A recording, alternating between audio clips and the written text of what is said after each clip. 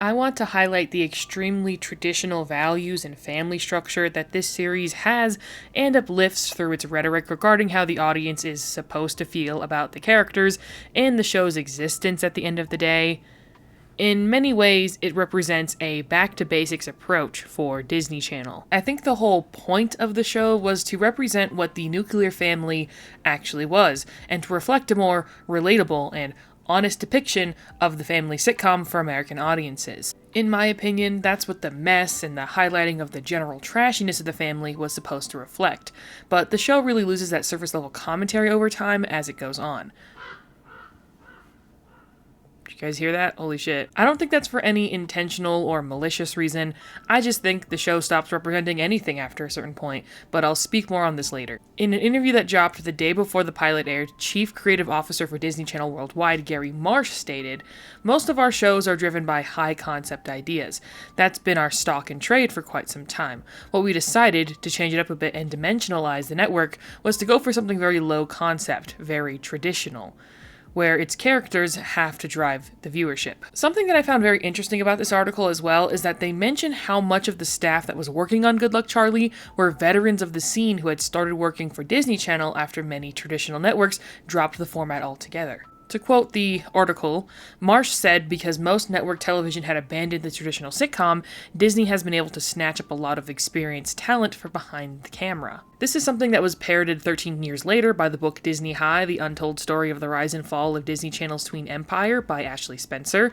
This is a book I've been mentioning a lot recently, but I mean, it's been very, very necessary to the story of Disney Channel as a whole. A section of this book chalks up the success of Disney Channel in its heyday as a sort of lucky accident. I didn't write down the quote. I gotta get the fucking book. Where is it? Here it is. It's on my shelf, but on the very bottom for some reason.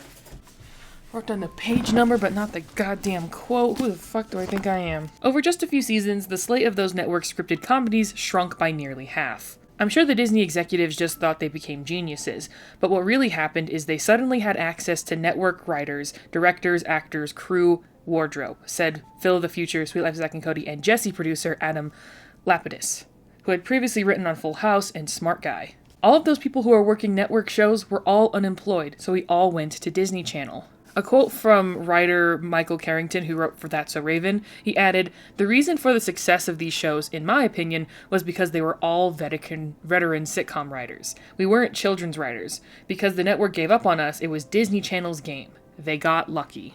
This is why I highlight the importance of Disney Channel as a network that was carrying along the genre of the sitcom throughout the 2010s and arguably still to this day, which is another concept I'll delve further into a while from now. While I appreciate this quote because Marsh highlights the importance of character-driven storytelling and how focusing on that is something that audiences want at the end of the day, the use of the word traditional sparked a lot of interesting questions that I couldn't help but ask myself. I could, in an annoying way, speak on the blonde hair, blue-eyed nature of the family and spin a narrative of Disney Channel as this network that was trying to create some sort of eugenics psyop. And while the nature of white supremacy in the United States lends itself to seeing this image presentation that the Duncans have as the quote-unquote default and quote-unquote standard American family, that's not falling on deaf ears here. I think it speaks more to the silent way these structural systems move rather than an intentional piece of propagandist media. Is that what the show is at the end of the day? It could be argued.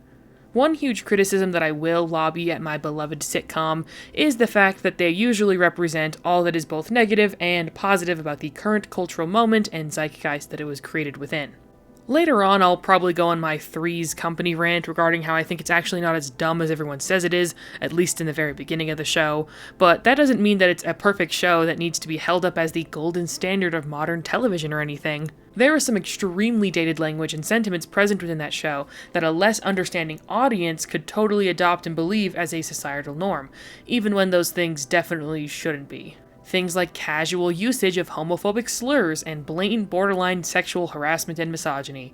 While these elements are not entirely representative of how the show operates on a basic level, the culture war freaks that infect everywhere on the internet would probably call it woke if it was made today.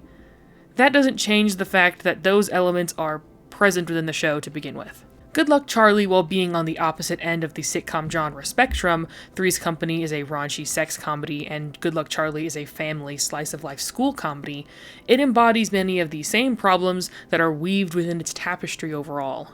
You may not feel this anymore, but as a whole, the sitcom did the job of normalizing everything it represented within its three walls, telling the fourth one, aka us, that everything it showed us was just how things were in society. I talked about this further in my Benny Weir video and how he may be the reason why we have incels today, so go check that out for further supplemental reading that is inherently more queer in nature if you're interested in that.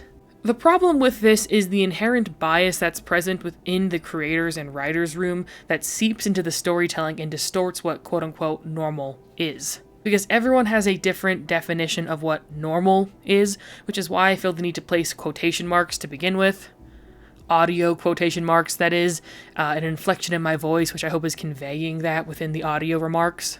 Like I said, I don't see any malicious intention behind why the Duncans are seen as the standard, normal family, at least none beyond wanting to make them as WASP-coded as possible in presentation and presentation alone, mainly because the corpse of the family sitcom had already been picked clean in terms of societal commentary and reflection.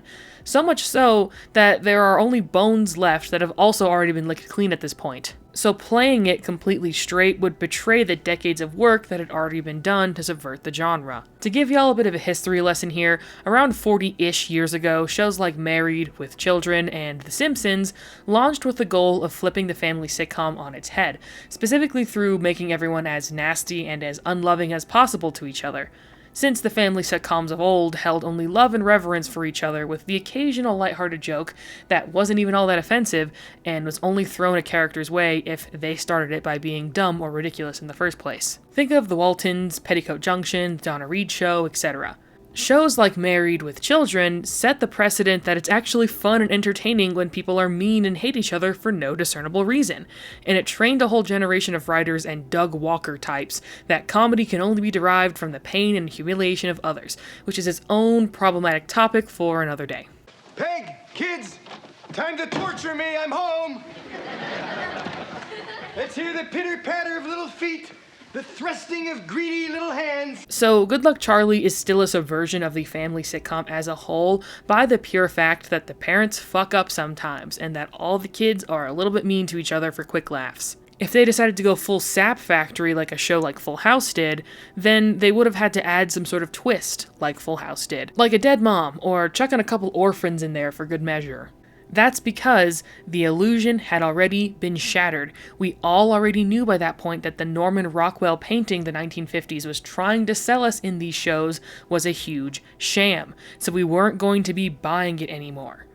Right? Sometimes I feel like I'm going insane here. Those same culture war freaks I referenced earlier are currently huffing that paint as we speak. It's quite sad to see. So in many ways, Good Luck Charlie is a Disney Channel version of that struggling family dynamic that was introduced to American audiences all those years ago, and still continue to exist even in the 21st century.